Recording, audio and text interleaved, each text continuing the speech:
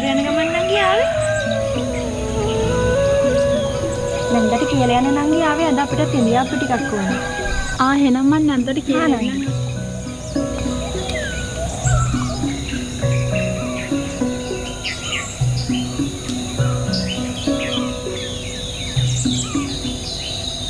නැන්දේ